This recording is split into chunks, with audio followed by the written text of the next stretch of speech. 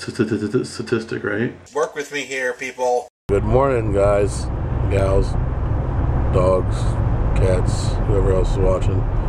Headed to work, and thank you for taking me today, because as we talked about yesterday, Tom is in Waterloo on a job. Kind of a dreary morning, but it's supposed to be like close to 60 today, I think is it, right? I think 50. 50? And then it's supposed to kind of get like freezing rain and snow on Monday.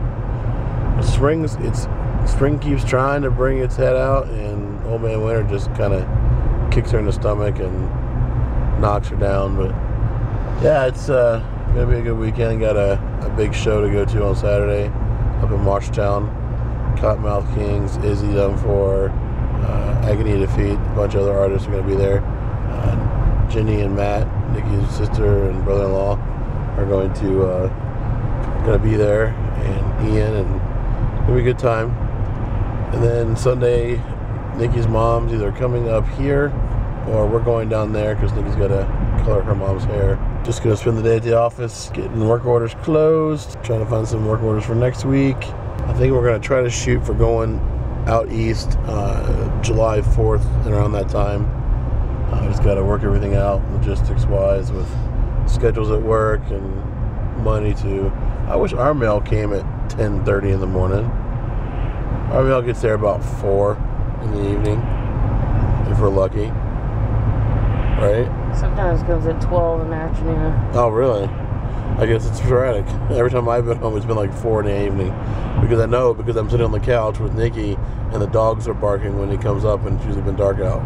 Just hanging out at the office. Thought I'd come out here. We're having lunch. Josh is making us lunch, and he's making us some ribeyes. Gonna be a good lunch. He's making like a shrimp and cream sauce to go with it or something. Don't often you get to say you got to have some ribeyes for lunch at work, right? It's good. Friday, not much going on. Typically that's the way it is on Fridays. You know, it's pretty slow around here. Tom's up in Waterloo, like I said. He's finishing his work up. Michelle's done with her job. Gonna enjoy some lunch, and she'll probably take off for the day. Overall, though, it's been a good day so far. What's your name? Lucy. Lucy? Are you here to help work? Yeah? Alright, you see all those heavy computers right there? Yeah. I need you to pick them all up and carry them over to the restaurant. Okay. Alright? Yeah. Alright, give me a thumbs up. What? Ready? And a high five. Alright, low five. Ah, you're too slow. You're that up high? Down low. Ah, you're too slow. Take a picture. Take a picture? Well, I'm recording you right now. Video. Timmy's called me a couple times because he has me on like a shortcut on his phone. He just taps in and dials. So he called me. I was like, "Hi, Harold." He sees my picture. He's like, "Hi, Harold." "Hi, Timmy. What are you doing?" "Nothing." Tom made it back from Waterloo. Did you have fun out there? Not really. No. Yeah, it wasn't really a fun job. But you got to eat a big fat one. Burrito, that is. You can never go wrong with pinch arrows. I hope it was pretty good. He likes putting big fat things in his mouth and chewing on them. I do. But you said you got Gage all next week? Yep, I'll have next week. Yeah, hopefully I think he's been in the vlog once or twice. Maybe I'll try to get him early one of these days and bring him to the office. Yeah. Yeah, Gage is probably one of the coolest kids I ever met. For his age, you would never know he's as young as he is. He doesn't act or talk like a kid his age. He's got the vocabulary. How old is he again? 4. He's 4, yeah. He's got the vocabulary and personality of like a 6 or 7-year-old. It's pretty funny. You guys have seen him. But yeah, so just headed home. Like I said, we got the show tomorrow up in Marshtown with the Cottonmouth Kings and Izzy and Agony Defeat. Again, I don't know who else. There's a bunch of people on the bill. What's up, guys? Hey. So I came home from work, got out of the work clothes to put on home clothes, and laid down on the bed for a minute and started petting Beckley. Woke up at 8:30, 3.5 hours later. I was tired. I was up to almost 3 in the morning editing video last night, and I guess I was tired. Good news.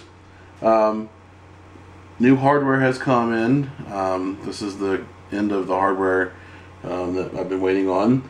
And I have a couple of 2 terabyte drives. One of these is going to be dedicated just to you guys. I'm not giving it away, but it's going to be dedicated to you guys as far as storage. This is all for the Martin Vlog storage for now. Obviously, we're going to outgrow this as these go on over the years. But yeah, so this is going to be all for the Martin Vlog files. And then the other one is for my Plex server that I run. If you don't know about Plex, go to plexapp.com. plexapp.com. Check it out. So we're here at Walgreens. Nikki needs some cough drops. And I walk past this one machine and it starts snoring at me. I just don't know which it was. Something over here snoring at me, I swear.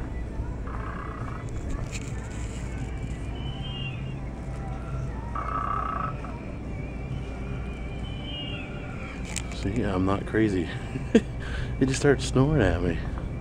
Caught me off guard. Hey guys, going to bed. Power supply in the new machine is having problems. It's making noises, so I'm going to have to RMA that. So the machine's going to be out of commission for a while. Or at least until they get me, it could be a week or more. I have to ship them the old one back before they'll send me a new one. Just installed the new Office 2013 legit copy. Thank you, Ian, for a legit copy. And I set up Outlook to get my Gmail on. And so I was just going through and reading old emails, realizing what a mistake that I made in the past with people, realizing I should have seen it years before when people tried telling me things, and at the time, you know, you just don't want to believe it, and you just have to learn from your mistakes. And I definitely learned. I really never talked about any of this kind of stuff with you guys. I was married before. This is my second marriage. Nikki is my second wife and my last wife. I'll never marry again. I'm done. But I don't see anything happening. I plan on dying with her or before her or after her. But yeah, just reading some old emails from way back, and I don't even have words, that I wasted so much time with someone that was so bad to me. You know, I mean, I know people that watch these kind of know what I went through and that know me in real life. But those of you that don't, I'm not going to ever go into details about that. There's no reason to. But let's just say I was constantly put down and belittled. So much better off now. I have the most amazing wife in the world. Doesn't put me down. Loves me for who I am. Doesn't try to change me. Treats me the same now as she did 4 years ago almost. This April. Actually, we're past 4 years. We met in March of 2009. Didn't start dating till April 18th of 2009. But we've been knowing each other for 4 years, almost 4 years of dating, and then this May will be 2 years of marriage. I wouldn't change a thing. The last 4 years have been great. She really came at the right time, and I have to stop. You have to stop and look at things and stop and think. Things happen for a reason. If I hadn't have gotten with my ex and moved to Newton, my former stepson wouldn't have gone to the salon where Nikki was working at the time in Newton, and she wouldn't have cut his hair. Therefore, she wouldn't have remembered me when she found me on plentyoffish.com, which is where I met Nikki at. She wouldn't have remembered me and my face when she saw me on there, and she wouldn't have messaged me, and I wouldn't be married to her. That's the way I gotta look at it. That's the way that I have to look at things, because if you don't look at it that way, then you just get pissed off that, you know, of things that happen. You look at it that way, you're like, well, they happened for a reason. Lesson learned. My parents got divorced when I was 9, almost 10. So I pretty much knew going into my first marriage that it wasn't going to last, I guess. I mean, 1 out of every 2 marriages fails nowadays. It's 50% divorce rate, which is ridiculous. My parents got divorced, and statistically, children from a divorced family usually get divorced at least once in their life. Statistically, not always, but statistically. Well, I fell into that statistic, right? So I kind of almost knew it was going to happen. At least in my back of my brain, I'm thinking, okay, well, my parents got divorced, so by all the numbers, I should be divorced too, and I did. It's the best thing I ever did. Remember when it happened? I went the next day after I found out what was going on, got the papers, got them signed, and served them within 2 days. I didn't waste any time. But I remember when Nikki and I got together, I told her I wouldn't date her until my divorce was final. And so my divorce was final, I think it was like the 16th of April. And that weekend we were going out for Teresa's birthday party. And I remember on the way home that night asking Nikki if she would go out with me. It was great. But anyway, enough of the mushy, soppy stuff. I do need to get to bed. Got a big day tomorrow. Got to go to the show with the Cottonmouth Kings and Izzy Dunfor and Agony Defeat and everyone else that's on the bill up in Marshalltown. I get to see Jenny and Matt again because they're going to the show, and Ian, we're going to pick him up. It's kind of on our way. It is on our way to pick him up to head to Marshalltown. But yeah, so thank you guys for everything. Thank you for liking. Thank you for subscribing. I know I say it every video, but that's because I mean it. You guys have a good night. We'll see you tomorrow.